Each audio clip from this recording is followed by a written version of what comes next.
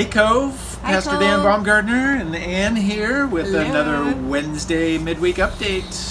Guess what? We're like about 4 months into this crazy virus thing. So today we are sitting out in our driveway right in front of the garage. The garage is right there if you want to see a bunch of bikes and stuff. We're looking into the neighbor's yard behind us. That's his air conditioning compressor you can hear. And you just missed the ice cream truck that just drove down the street. Bummer. So. Bummer for us. Hey, like you, I think we have had lots of time to talk together, and we've been talking quite a bit about our family and with our family, using Zoom on a couple times a week with different family members. Had a really fun one actually on Father's Day last month. The 3 kids called in, and the 5 of us had a Zoom, and the prompt question for the kids was a piece of advice or wisdom that Dad had kind of passed on. So there was a lot of joking about that, but also some kind of poignant and fun ones to hear as well. I was over at the neighbors last night, just delivering a few things, and just happened into a conversation that he had just lost his grandma after a really good long life, but a really beloved person to him. So we started telling stories about grandparents, and I told him about my grandma after he told me about his Norma. My grandma's name was Thora, like the feminine version of Thor, because she was an immigrant from Norway, and she came as a child, and she was a fabulous, magical person, and such fun to grow up in her love and care. We used to go stay with her at her house in this community called Ballard, which was a very Scandinavian place in Seattle. And I loved watching how much she cared for her neighbors. She knew everyone. She had a cookie closet where she kept cans of cookies that she made. So any child or anyone could come over from the neighborhood and know that they could have a cookie. And she kept track of folks and loved on them. And she was just the way she loved on her family. She really took care of her neighborhood. So that was fun to kind of share those stories. Yeah. I'll kind of stay on the neighbor theme. The grandparent I thought of was my grandpa Charles. He lived over in very small town, central Idaho. Grandpa Charles, Grandma Pat, agricultural town of 400 or 500 people that both my parents grew up in. And Charles was not a person of faith, at least until the very end of his life. Actually, the last conversation I ever had with him was a pretty poignant one about faith in Jesus.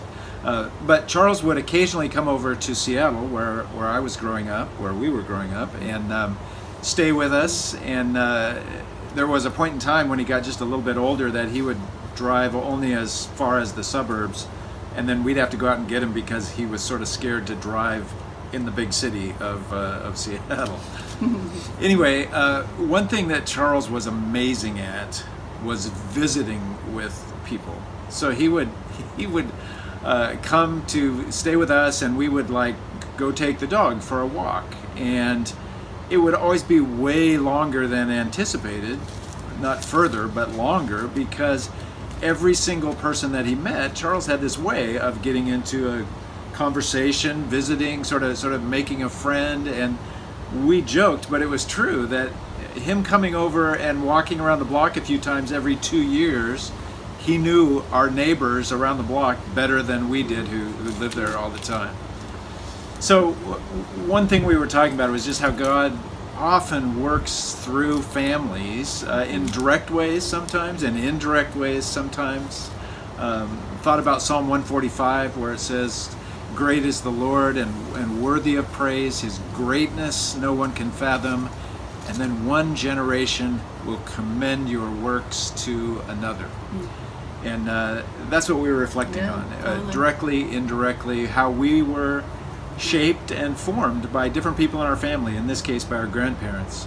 And we would encourage you to have some of that conversation. It might not be a grandpa or a grandma for you, it might be somebody else in your family, but who are the people who have one way or another shaped you and formed you, and maybe have a conversation with somebody about that. Hey, before we sign off, one last thing. On Friday, when you get the newsletter in the email, there's going to be a little announcement about starting a group called Read Good Books. Read Good Books. So you're always hearing me talk about books, quoting books, so now I'm actually going to invite you to actually read some books with me. A little group that'll meet by Zoom to begin with, and we'll meet on the second and fourth Wednesdays of each month, just from 7 to 8 o'clock. You'll know the book to read ahead of time, or if we take 2 or more weeks in a book, I'll get that to you. Going to start on July 22nd with a very, very small book from Martin Luther King Jr., letter from Birmingham jail. And if you can't get a hold of that, the text of it actually is available online. And then in August, we'll spend at least a couple sessions looking at The Great Divorce by C.S. Lewis, one of my favorite books. So mark your calendars. You'll get more details about how it happens on Friday in the newsletter, but I just wanted to get your interest going a little bit for reading good books. I think that's it, is it? Yeah. Okay. Good to be with you, praying for you, and again, missing being together. Great. Have a great week, and God bless. Bye-bye. Bye.